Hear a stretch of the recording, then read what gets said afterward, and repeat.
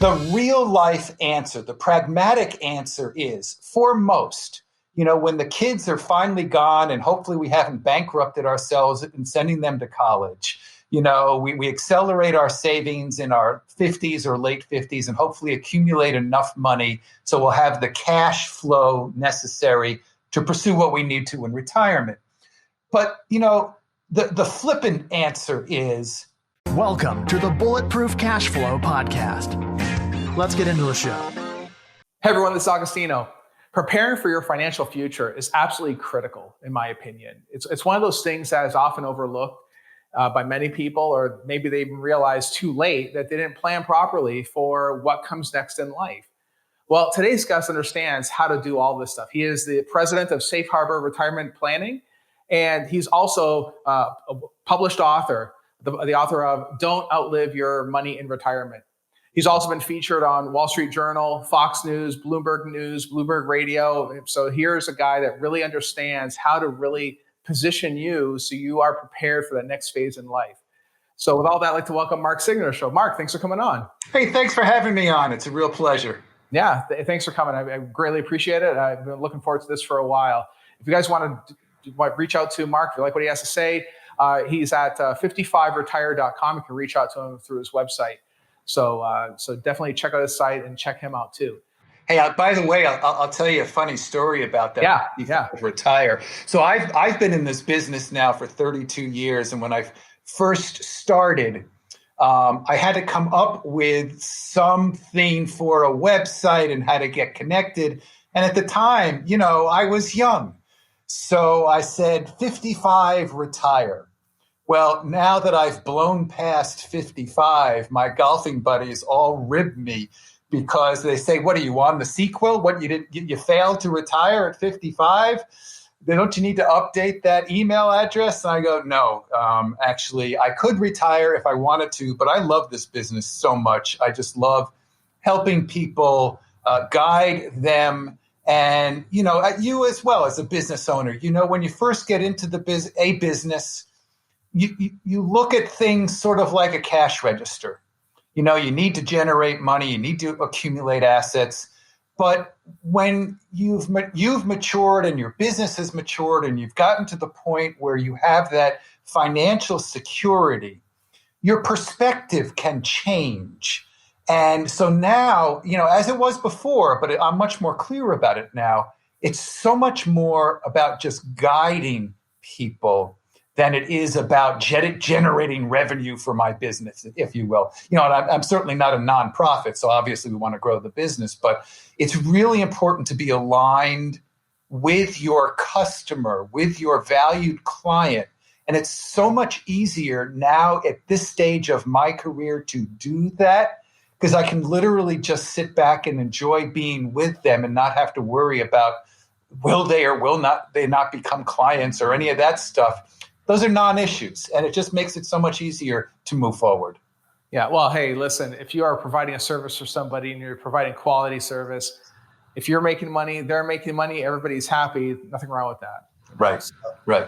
Yeah. Excellent. Well, no, it's also funny that, when I first heard of the website, I'm like 55. Wow, that doesn't seem like it's really that old, but at the same time, I guess it also gives people the aspiration of retiring early. If you're going to retire at all, you don't have to retire. Hey, retirement has, the definition has morphed, right? Yeah. So, in our parents' generation, they would, and I remember my very first job out of college. I expected, this was my career path as I had scripted it when I was 22 years old. I would work for this major organization for 5 to 7 years. I would then move to the next organization for the next 30 years and then retire from there. And obviously that is not what happened for me, and it is not happening for many of those folks who are your listeners.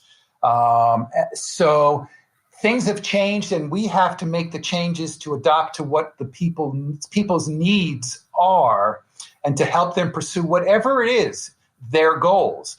Retirement may be, I never want to work again. Retirement may be, and I've got one client who he goes and works at the deli down on Cape Cod because he loves to dish out the baloney, both figuratively and literally. I've got another client who just wants to sit on the beach for the rest of his life down in Naples. And then I've got clients who want to create and do and contribute, whether it's for a paid job or volunteering or charity or whatever it is. And then there's some who are spending, either an hour a week or several days a week with their grandkids. So it all depends what your needs are and how you can craft what your goals are and then pursue them and then put in place the plan that will help you to, move forward to giving you the most rewarding retirement you can. Well, let's dig into that because you touched on a very important and how should I say, line, I guess, that people used to, myself included, when I was young, you're going to work at some company for some extended amount of time, and they're going to just take really good care of you up until retirement. They're going to hand you the gold watch, and you're going to sail off into the sunset. And just as you pointed out, it's not like that anymore, right? And really what it comes down to is the proper preparation, kind of like figuring out where you want to end up and working your way backwards to where you are today and figuring out what it's going to take to get there. But yeah, the dynamic has totally changed. There's I think now more than ever, there's changes in our nation, even without getting political, of course, changes in our nation that may even impact how things progress over the next 5-6 years, right? I mean, it's that tight. So the proper preparation is super critical. So not only in the world of real estate, which is what we cover to a high extent, but also when it comes to alternative asset classes too, right? And I think it's really important. So I get asked the question a lot about, all right, so when should you think about preparing for retirement? Yeah. So, the real life answer, the pragmatic answer is for most, when the kids are finally gone and hopefully we haven't bankrupted ourselves in sending them to college, we accelerate our savings in our 50s or late 50s and hopefully accumulate enough money so we'll have the cash flow necessary to pursue what we need to in retirement. But, the flippant answer is, when you're 22, right?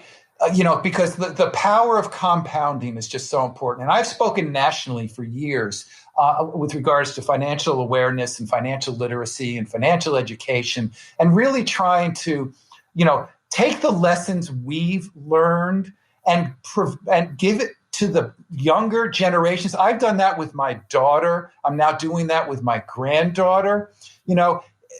So let me go back for a second. There was a series of commercials by an insurance agency, and this talks to the fact that our industry does a lousy job of educating the masses. Okay, so I won't mention the insurance company's name, but a number of years ago, there was this series of ads where a fellow had under his arm a yellow number, $1,832,463.32. And the message was basically, this is what you need for retirement. Then you see at some point, it goes up in flames or it gets hit by the bus. And it was like, oh my God, $1,800,000. Number one, I don't have that. Number two, I don't know how to accumulate that. And number three, I got other things going on in my life right now. I can't retire. And then there's this fear. The message should have been, hey, listen, we know you need a lot of money, but the best way to get there is when you're 22 and you have few obligations, put a few dollars a week away. Let it compound. Throw it into a retirement account. No one's thinking about retirement in their 20s or 30s or even their 40s. But we don't give them the tools, the education, the information as to how important it is early on to save so that you later on in your life, you can do what you want to do, because your number one long-term goal, most studies show, is that people want to have a happy outcome in retirement. Well, if you don't have the finances, you're probably not going to have a happy outcome. And you can't start 7 years before you retire to accumulate money. You've got to start earlier than that. So the message the insurance company was giving, this law of large numbers, where the reality was the success of a good retiree, and I've learned this from being in this business for so long and having clients who did work for the organizations and did put away $50 a week or $300 a month into their 401k plans for years and years and years. And all of a sudden, they have money to retire because they put it into a balanced portfolio, whatever that meant for them, and they let it grow. They didn't touch it. And many, many years later, now they're retired and they have whatever number they need at that point in time. Now, that's not to say that just because you put money in, you're guaranteed of having the money you need, but that's the approach you have to take. And it's a completely different psychology than, oh my goodness, I have to retire. What am I going to do now? Yeah. Well, it's funny. I remember as a kid, when I say kid, I mean in my 20s, my parents never told me much about this stuff, about retirement or planning or things like that. Didn't learn that at school, didn't learn it in college. But I was fortunate enough to get exposure to it at some company. Some HR invited some group to come in and talk about setting money aside and all that fun stuff. So, but really, you know what? It's kind of, I think when you're at that age, you think retirement is so far away. Oh my God, that's so far away. I don't need to worry about that. And meanwhile, I think it's safe to say that it kind of just creeps up on you, right? It's like all of a sudden you're going to be sitting at your 50s wondering, oh my God, scrambling to try to figure things out, right? And that's the last So let me share with you. So AARP did a study last year. And, I have all along my journey tried to tap into people who are older than me to learn the lessons they have learned, to understand the journey they've been through. So maybe I don't step on the same landmines that they did. So towards that end, let's learn a lesson from this AARP study. The AARP study indicated that a vast majority of people who were facing quote unquote normal retirement age, 65, 66, 67, were deferring their retirement. And the number one reason why they were deferring their retirement was because they didn't have enough money. Now, we have Social Security, and the numbers show that very few people actually have the financial freedom above and beyond Social Security.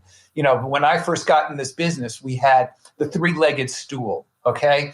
You had Social Security, you had the pension, and you had your own income generating resources. Well, Social Security is still there. And believe it or not, forget the headlines, it will still be there.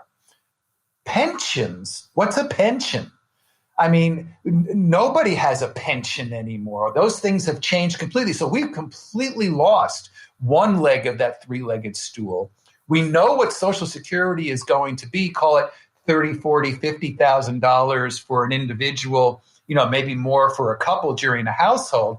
Therefore, we need to accumulate assets to provide the income that we're going to need in retirement because there is no pension. So if we can learn a lesson, the people who are facing retirement, few of them are financially secure enough where they can just retire and not have to go and consult or go find a part-time job or go do something to earn some other income. Let's learn that lesson in our 50s and if possible in our 40s and 30s and 20s so that we can, if it's not us and at least our kids, we can pay it, if you will, backwards, same as forwards. Let's educate them on how important it is just to be disciplined to save some money over a long period of time, because that's one of the biggest lessons I learned from my clients who were in corporations with the 401ks or 403bs, that works, and don't overthink it. The dynamic has changed so much for those dependencies on those pensions. I mean, I know exactly what you're talking about. Back in the day, we're talking like in the 60s and 70s, even going into the 80s, there was a pension for many of these companies. And I think that we talked about this in the green room with the advent of these recessions, with market corrections, with companies going bankrupt, we saw pensions just go by the wayside. You don't see those anymore. So now there's a greater dependency on the individual to really put some energy into figuring out how they're going to live their life instead of relying on a company to do it for them. right? And so now my biggest thing right now is for the audience out there, what if someone's listening right now? Maybe they are in their 30s or 40s, maybe even close to 50, or even in their 50s for that matter. And they feel like they don't have enough for pension or for retirement. So what do you suggest they do? How should their approach be? So it's interesting because I teach classes on reducing stress and cash flow and budgeting. Okay.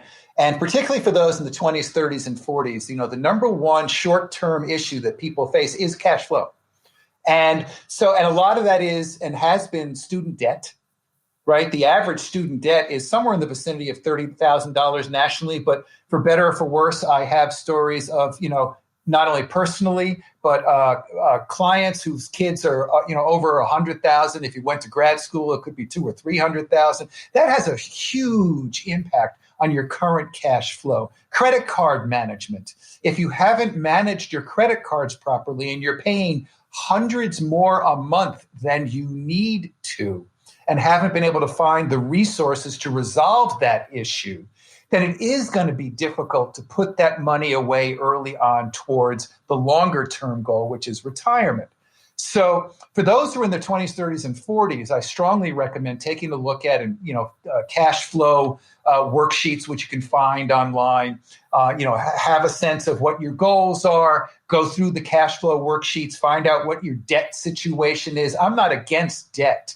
I don't have a problem with debt, but it has to be properly positioned with proper rates. If you're paying 15 or 18%, on credit card debt, which is also not deductible, it's very different than having a 3 or 4% mortgage on your house. So you've really got to figure out how to navigate through that and not step on the landmine there. Free up the cash flow that you can find, and then put some of that. Again, we've got a lot of things we have financially, right? If you're in your 20s, 30s, or 40s, you're probably, you might have a partner, you're married, you have a kid, you got college expenses, you got to, hopefully at some point, again, we can go on vacation, home improvements, you got all sorts of goals, short-term, intermediate term, and long-term. Short-term, free up the cash flow. Long-term, identify and earmark some money to go on a systematic, disciplined approach towards some investment philosophy, platform, 401k, IRA, Roth IRA, whatever, and then have enough money to then enjoy life along the way to pursue some of those midterm goals. It's not easy. I tell my daughter, who's now in her 30s, I said, Erica, when she was in her 20s, I said, listen, this is the deal when she was complaining. It's going to be a struggle in your 20s. It's going to be more of a struggle in your 30s. And it'll probably be even more of a struggle in your 40s.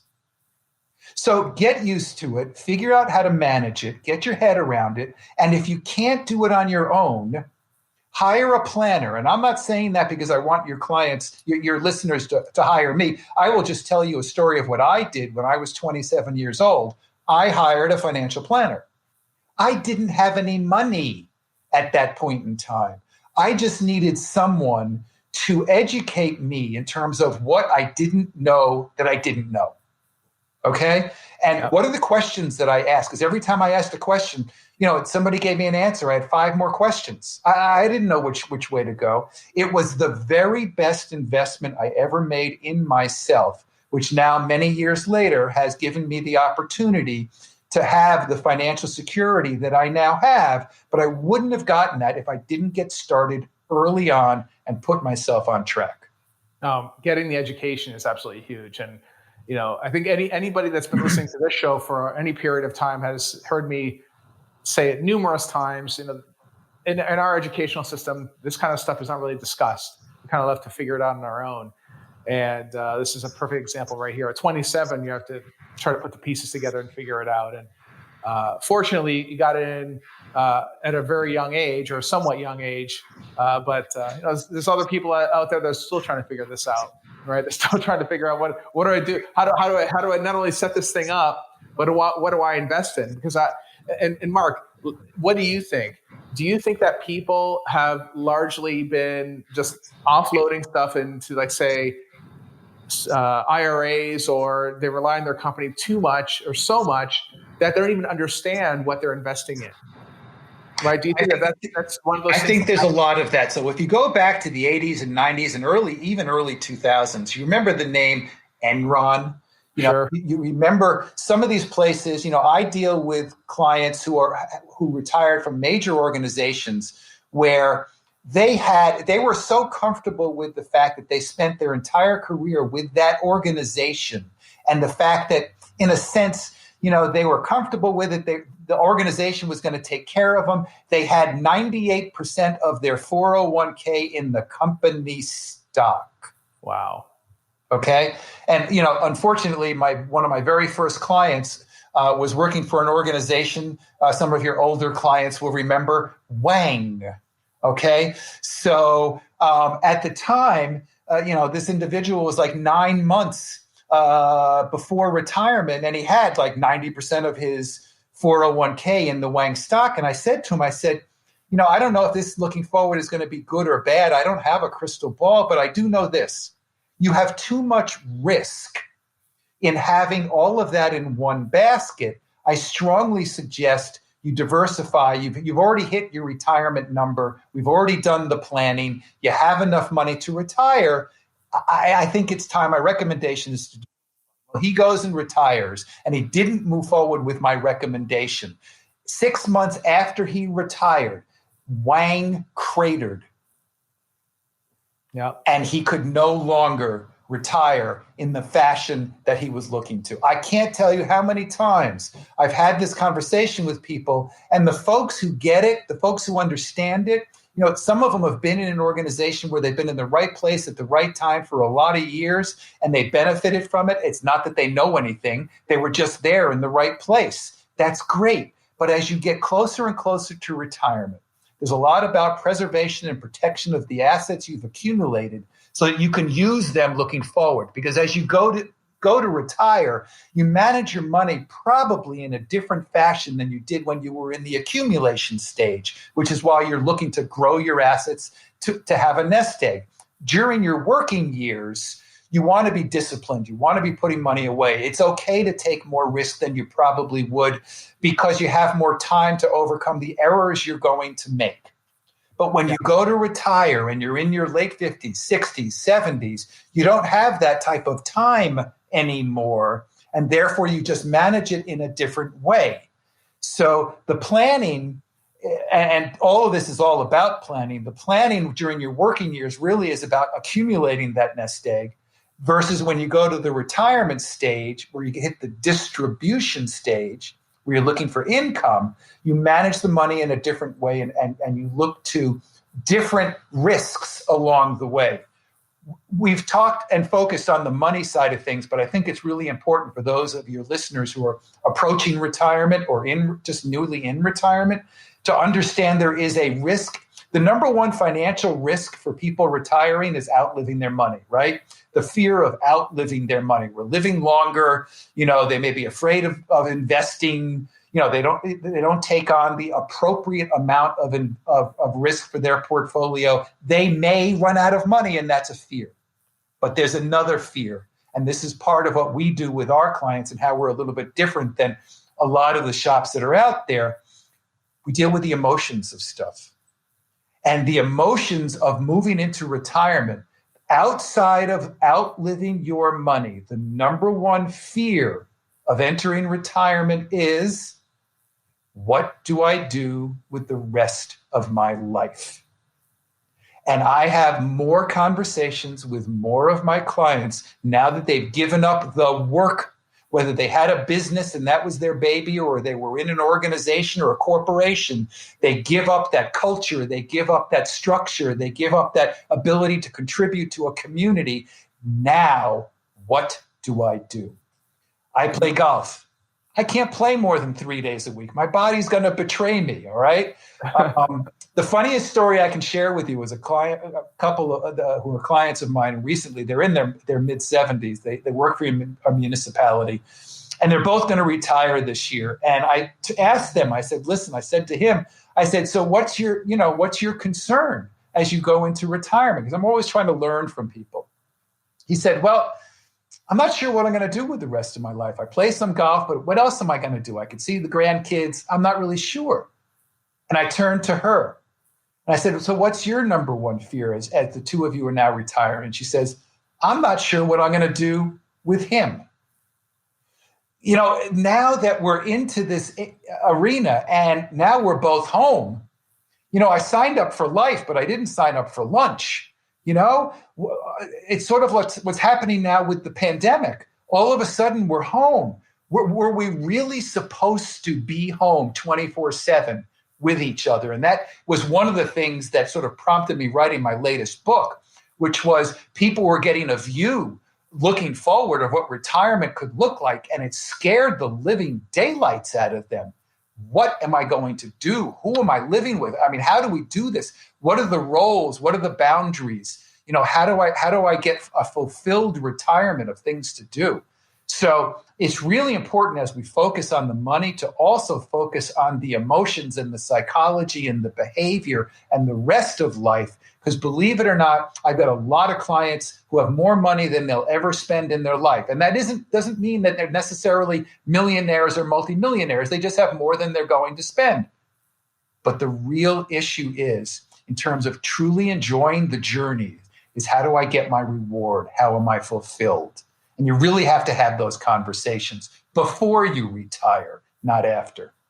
Right. Well, and you know, that's a good point, because it's not always just about survival, which is usually what's discussed. I mean, I think that the media really puts that out there, especially meaning that, do you have enough money to basically feed yourself and have a roof over your head? But more like, what maybe you want to leave a legacy, you know, for those clients of yours that maybe they have much more than they need to retire. Maybe part of their plan is to leave money for their kids, grandkids, and maybe for several generations down the line. Do you find that that's one of the things that you also encounter? So it's very interesting in initial interviews that I have with folks who, you know, are looking to figure out what we do, and I look to figure out what their issues are. You know, if you really start to probe and delve just a little bit deeper than the typical financial advisor who basically focuses on the money and risk and all that kind of stuff, you'll find very quickly,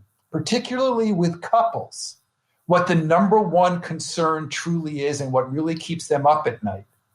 Making sure, and I don't mean to be sexist here, but oftentimes he's the one who's working, okay, but it can work the other way. How do I take care of my surviving spouse? That is one of the biggest issues, whether it's from an estate planning perspective, an income perspective, asset allocation, whatever it is.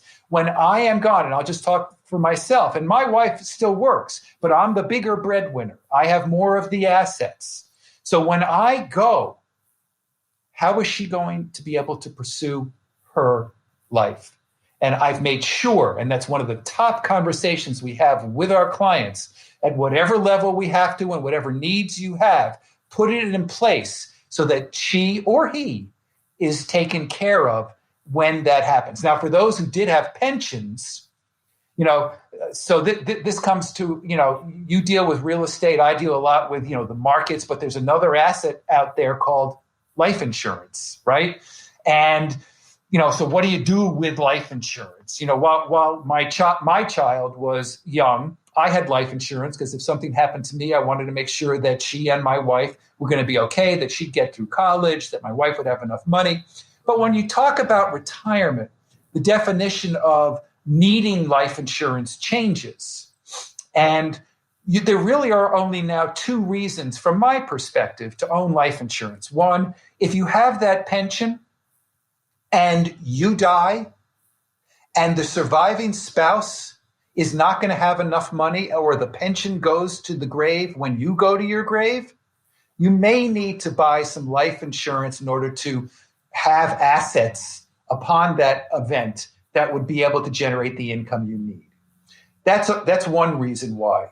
The only other reason why is if you have a lot of money, and now, you know, the estate death tax is something the range of, I think it's $5.6 million for each individual. So if you're worth more than, you know, $11.5 million, you know, as a couple, from an federal estate tax perspective, you may want to buy some life insurance to cover for the death tax. I'm here in Massachusetts, so there's a burden here in Massachusetts on the state death tax. So you may want to make yourself whole by potentially doing an irrevocable life insurance trust so that the estate can pay the life insurance, the death tax. Outside of that, there's no other reason, from my perspective, in retirement to own life insurance.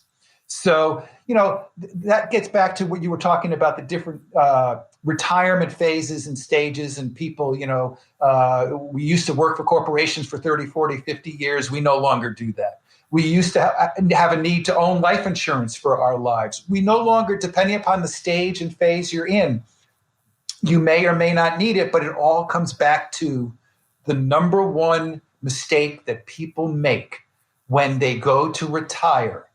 If they do not have a financial plan in place, then they never truly understand, and it's a phrase I say to my clients all the time, how to take the mystery out of the decision-making process. In other words, if I spend the money today, will I outlive it tomorrow? And if you don't have a plan and you don't take the appropriate amount of risk with your portfolio, and you don't understand where the income's going to come from or how to lead your life, the plan is so much more important than understanding investments or insurance or real estate or any of that stuff. It's all about the planning and having the plan reflect what you are going through in your life. Wow. And I think part of it too, part of the plan is also figuring out what you're going to put, what are you going to focus on as well? Because I think one of the biggest aspects of not only planning for retirement, planning for your future, planning for your legacy after you're gone, what happens to your family when you're not there anymore, is also the method of which what you're going to invest in. Because I think that one of the biggest problems that many people have is they don't even fully understand where the money is going. They just throw it at Wall Street, and for instance, in the way of stocks, or throw it at a deal in real estate, but they don't really truly understand the implications of what they're investing in. Like you know what I mean? And that kind of happens quite a bit, in my opinion. I mean, there's many people I've spoken to, they have no idea what they're doing. They just throw money into a 401k and forget about it. And they're not really tracking the money, so to speak, right? Right. And let me pose a question to you and your listeners. So which do you think is more problematic? Taking on more risk than you should, or taking on less risk than you should? Now, I'll put this in perspective. We're about to retire, and I'm taking a look at my money management. Which is more of a hazard, taking on more risk than you should or taking on less? So the answer is, it all depends.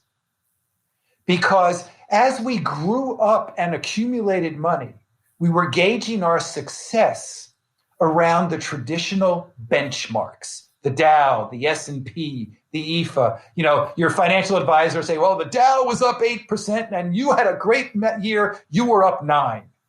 Okay. Well, now that you're retiring, you need to change the way you think about managing and risk. Because when you go to retire, it's all about cash flow. Okay? If you have enough cash flow, you're fine. So therefore, you have to first identify how much cash flow you need, then identify the cash flow that's coming in, and then determine how much risk you need to take with your portfolio in order to generate the rest of the cash flow. I term that, how do I take the least amount of risk to generate the income that I need? We actually create a benchmark for our clients called a personalized investment benchmark. And in the planning, that is the number that they need to return on an annualized basis, not what the Dow or the S&P did. Because now your number is gauged against how much income you truly needed. So therefore, you should not take on more or less risk than is necessary to generate the income you need now and later. Some are so scared. Take a look at last year. And I wrote numbers of articles, and my mantra was over and over, divorce the headlines from the markets, because the markets have. right? The markets have continued to go up in the midst of the pandemic, the noise, the political stuff, all of it. And the markets still look good at this point. Certainly no guarantees for any future performance. But you need to have a long-range planning of what you need for your retirement, how much income you are going to need, and then construct your portfolio in such a way that you don't take on more risk than is necessary in order for you to pursue your retirement. Yeah, absolutely. And then do you think that people should also educate themselves on how some of these companies work or how some of these plans work? Because I think that really, when you understand, you have knowledge also reduces risk, right?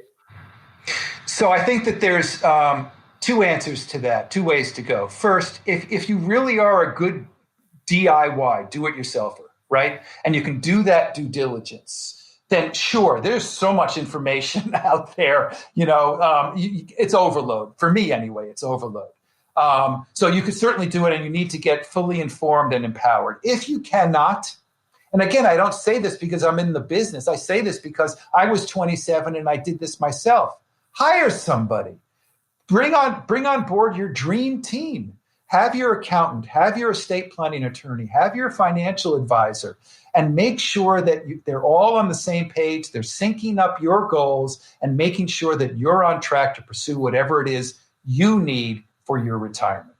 Yeah, absolutely. I think another key aspect too is when you put together this team, they got to be the best you can assemble, because you only get one shot at this.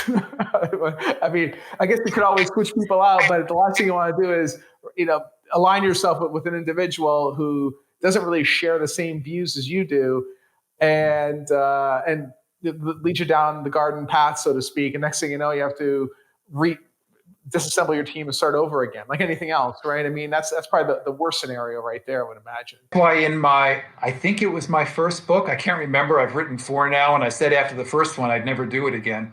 But we actually devoted an entire chapter to how to interview for a financial advisor. Yeah. And on our YouTube channel, I have a video dedicated to just the proper questions to ask in the interview.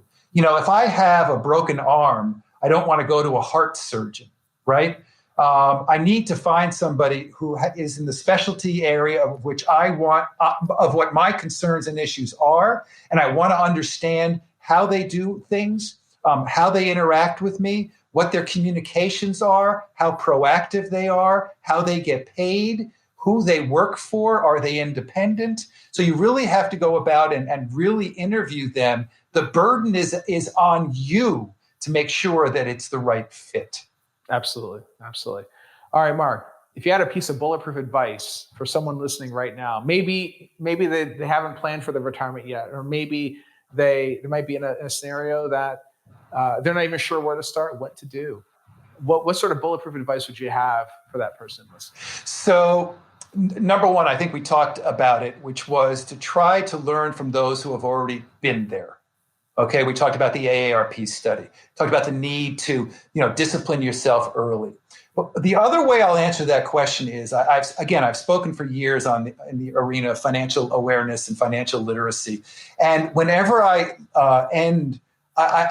tell people, information is one thing, but compelling you to action is something that's so much more. Because again, there's so much, it's overload. So one of the things that we did as a result of our new book, Don't Outlive Your Money in Retirement, 7 Key Steps, is we created a quick 3-minute quiz that will score for you which of the 3 stages of preparedness you are for retirement. We call it, Are You Ready to Retire? Let's Find Out. So if you're interested in taking that quiz, it's very quick. You can go to retirenowquiz.com. And one of the things I've also learned is, as a business owner, I always try to give as much as I can and give as much value and above and beyond. So if you go to retirenowquiz.com and you fill out the quiz, not only will I send you a free chapter of my new book, but I'll also get to you a couple of worksheets that will help you to give you more clarity in terms of what you need to do as you prepare for retirement. Excellent. Excellent. Great. All right, guys. Well, definitely check out that site. You can also reach out to Mark at 55retire.com. Hope you got some insight on how to properly position your retirement and really planning for your financial future. Super, super critical. Definitely reach out to Mark if you have any questions. Thanks for tuning in, and I'll see you in the next episode. Take care. Hey, Agostino here, and I would love to connect directly with you. Text the word books to 202-410-4202 to receive weekly book recommendations from me.